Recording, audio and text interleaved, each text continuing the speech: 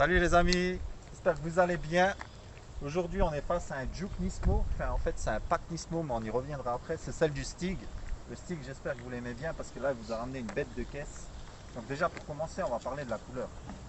Donc la couleur c'est un noir aubergine. Voilà on le verra que noir mais au soleil il y a les reflets aubergine quoi, hein. Il est super beau.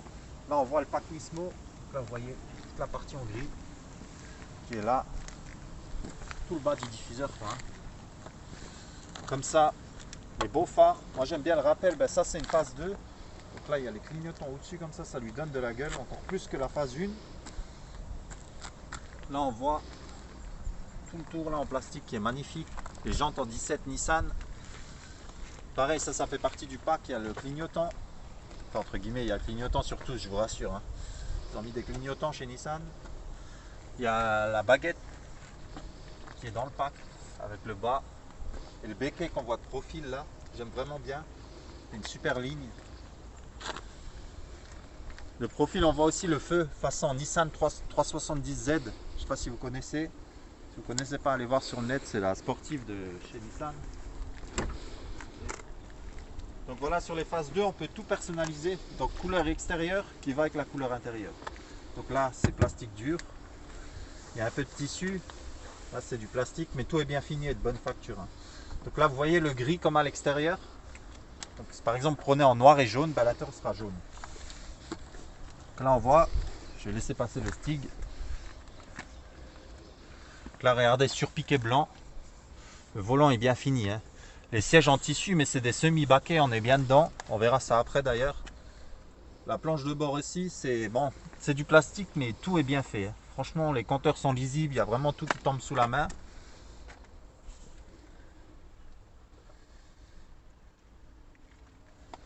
J'aime bien les petites clenches là, vous voyez, vous passez deux doigts dedans, vous tirez, elle vient tout de suite.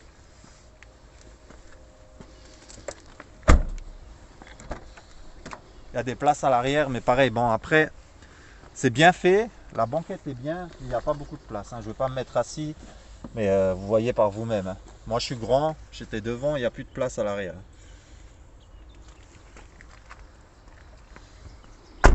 Voilà, le point fort de la phase 2. Donc là vous voyez le petit béquet d'ailleurs, Nismo. Pareil là, le diffuseur il est magnifique, avec l'anti-brouillard au milieu. Ça fait façon F1 un peu, c'est super beau, j'adore. Là pareil, on va voir le coffre, ce qui est bien avec la phase 2. Donc la phase 1 était critiquée pour son coffre. La phase 2 c'est un 354 litres parce qu'il y a un double fond. Alors, vous voyez, voilà. En plus de ça, il y a une roue de secours. Vous pouvez voir, hein. Le secours qui est juste là.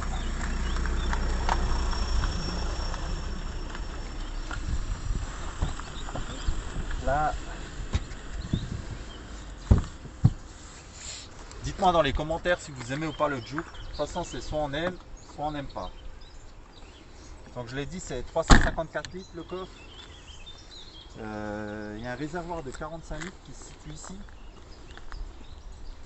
Le Stig, je te laisse faire le tour complet, comme ça les gens ils seront guidés. Du pack Nismo, qui est magnifique.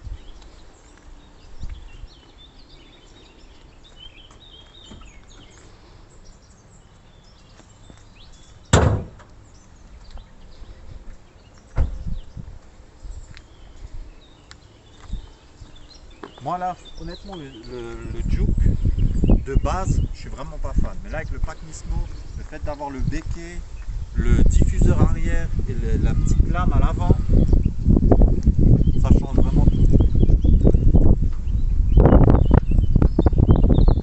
Bon les amis, il y a une barre, nous on aime bien les barres. D'ailleurs les salles elles vont réouvrir, hein. Ceux qui sont fans de muscu, vous êtes au courant grâce à Jeannot Passion Auto. Donc là on est sur un 1,5 litre DCI qui a déjà fait ses preuves, hein, chez Renault. C'est un 110 chevaux, 260 Nm. Donc on verra ça après. Accouplé à une boîte 6. Ça reste une traction le véhicule, hein.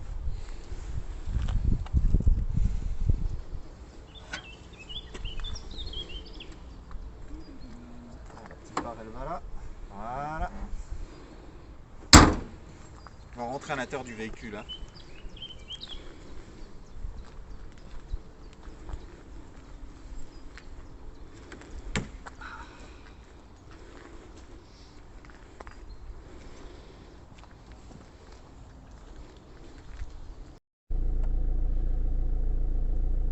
Donc les amis, là nous sommes à l'intérieur du Juke, comme vous avez pu remarquer.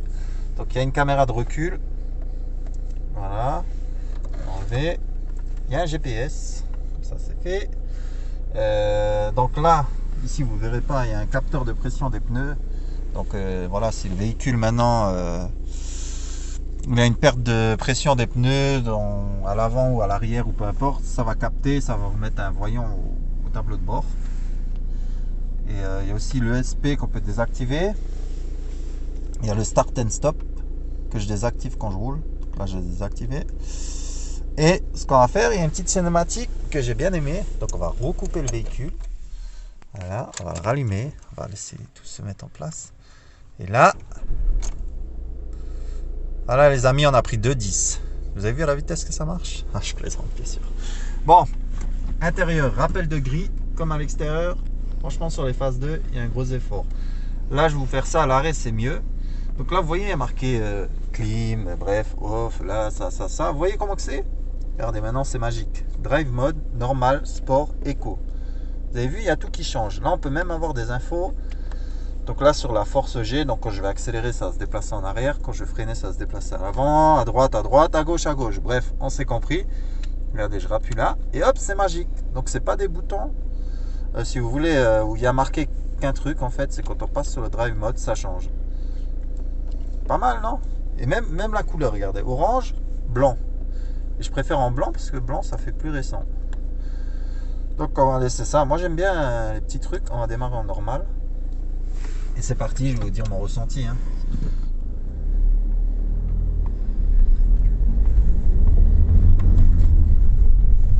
Donc voilà, c'est un moteur, le 1,5 litre DCI.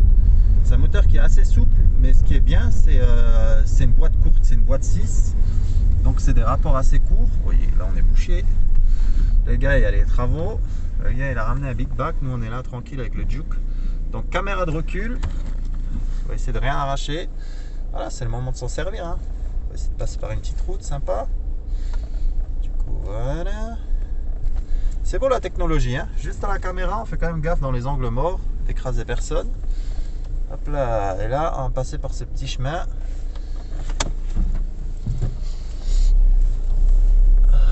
C'est beau.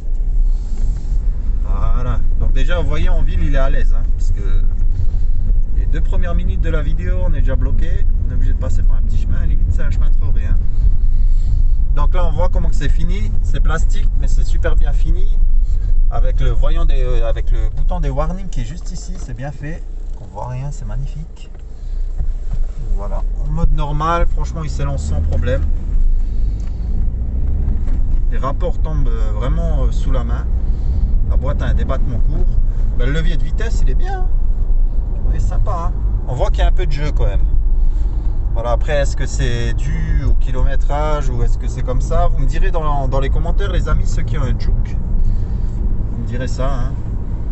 La boîte est assez courte, c'est bien. Ça permet d'avoir du couple tout le temps. De toute façon, c'est un véhicule qui n'est pas fait pour aller sur circuit. Hein.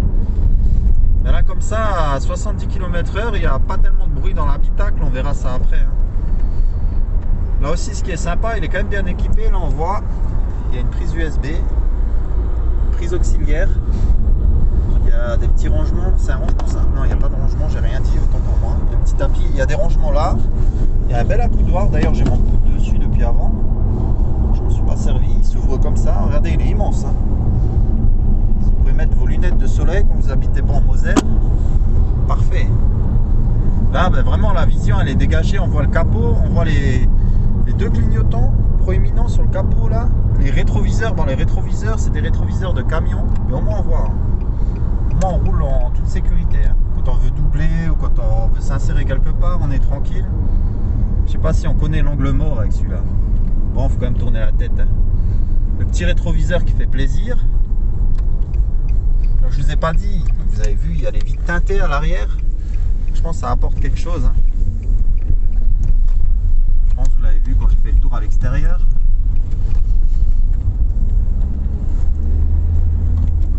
Super bien équipé, franchement. Au niveau de la tenue du volant, super bien. Et il y a tout qui est au volant, hein. Il y a tout qui est accessible. Là.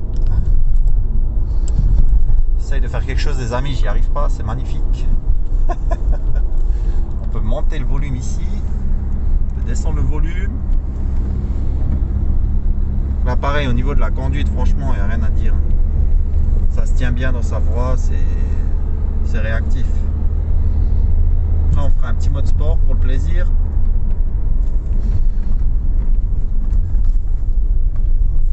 Voilà. Donc là, il y a tout ce qui est régulateur et limiteur de vitesse. Ici, les deux boutons là. Là, il y a pour le téléphone, il y a du Bluetooth. Hein. Donc ouais, il est vraiment bien équipé. Il y a le Bluetooth, c'est bien de le dire. Hein. Donc là, depuis avant, on est en mode normal. On va se mettre en mode éco. Je vais juste voir comment il se comporte en mode éco. Du coup, si c'est un peu pâteau ou si ça se passe bien.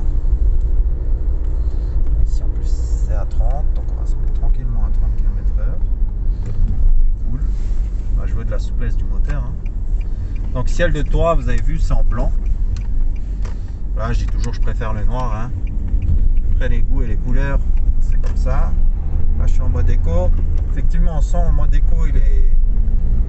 Après, la plupart des véhicules, c'est comme ça. Hein. C'est pour vous faire économiser du carburant. Donc forcément, la carto, elle est vraiment mise au minimum, je pense. Et voilà, je pense. C'est bien pour en ville, mais après, pour rouler sur des départementales ou aller sur l'autoroute, passez plutôt sur le mode normal. Une conduite souple en éco. On va s'élancer tout doucement, on va faire un 0 à 100 en mode sport. Ça, je vais me faire surprendre en même temps que vous parce que je ne l'ai pas passé en mode sport encore. On va se mettre en mode sport. Bon, en première, les premiers 1000 tours, je vais quand même y aller cool parce que j'ai pas envie de fumer l'embrayage. Voilà, donc là on y va. Ça marche, hein? Voilà, les amis, on a pris 100, on va s'arrêter là. Franchement, ça marche. Après, on sent que le véhicule n'a pas été fait pour ça. On voit que c'est assez souple. Après, voilà, ça permet aussi de dire qu'au niveau du confort, on est bien dans le véhicule. Dans les sièges, on est bien calé. C'est un véhicule qui est pour faire de la ville. D'ailleurs, là, maintenant, j'entends le bruit du moteur. On est à 100 km/h. C'est quand même assez bruyant dans la voiture. Mais bon, après... Je pense qu'à la base, c'est un véhicule qui est fait pour faire beaucoup de petits trajets. C'est un moteur diesel, mais on s'entend beaucoup plus de départementales et de petites routes que de l'autoroute en elle-même. Après, au niveau des consos, on est à 6 litres là-dessus. C'est bien. Après, le côté moins pratique, c'est que le réservoir, il fait que 45 litres. Donc, j'ai discuté avec le Stig avant ça. Il fait entre 500 et 600 km avec le plein. Voilà, ça fait pas grand chose. Le réservoir est petit, on est vite au bout. Après, vous vous rendez bien compte que quand je dis 500-600 km, il est pas en réserve. On ne va pas rouler jusqu'à la dernière goutte, mais ça pour vous donner un ordre d'idée. C'est le seul point faible et le coffre il a été revu, donc il n'y a plus de point faible là-dessus. Après, moi je dirais, point fort de la voiture, c'est vraiment on est en hauteur, on a une bonne visibilité, il y a une bonne prise en main, franchement il est précis. Et on se sent à l'aise dans ce véhicule, même l'habitacle, il y a tout qui est accessible, il y a tout qui donne envie de se servir du véhicule, quoi, hein. Je pense que si on a envie de se vider la tête, d'aller se promener, c'est vraiment un véhicule qu'il faut, hein.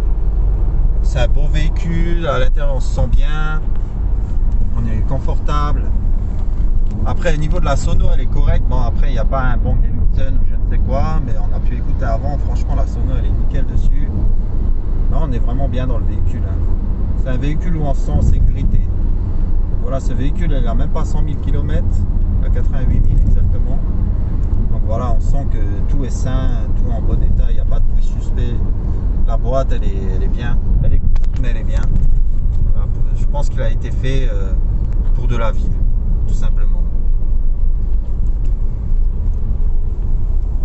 Vous voyez, là, je suis à 50, je suis à 2000 tours. Et c'est un moteur qui est assez coupleux, à 1005, il y a tout ce qu'il faut.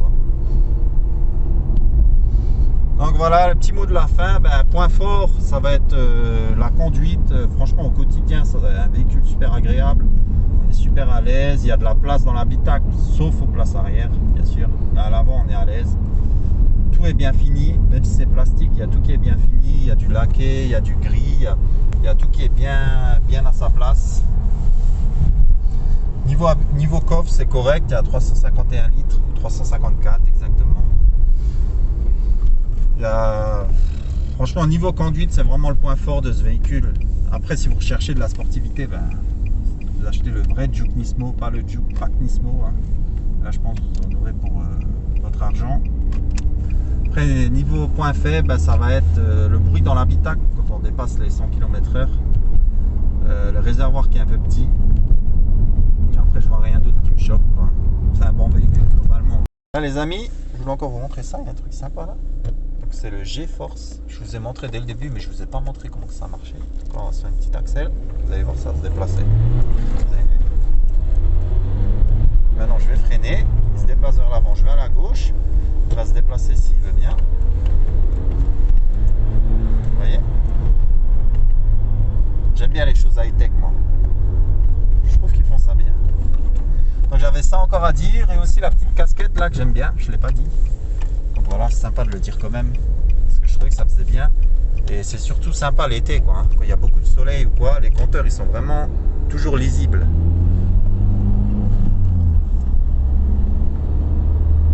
Donc voilà les amis, sur ces belles paroles, je vous dis encore, abonnez-vous à Jeannot Passion Auto sur Instagram et Jeannot Passion Auto 57, la chaîne YouTube bien sûr si ça vous plaît. Hein. Et n'hésitez pas à me contacter pour des essais de véhicules. Avec moi bien sûr, c'est pas moi qui roule votre voiture, après je fais des choses comme ça mais c'est exceptionnel, je préfère parler avec vous, je préfère discuter de ce que vous avez eu comme voiture, comme expérience de conduite, ce que vous ressentez vous de la voiture, parce que c'est beaucoup mieux que moi qui va rouler un quart d'heure, je vais dire ce que je ressens mais c'est mon ressenti personnel, je préfère avoir le ressenti du gars qui a la voiture quoi, tout simplement, ou de la fille hein, bien sûr hein. Toujours sympa. Donc voilà les amis, bonne journée à vous et à la prochaine, ciao ciao.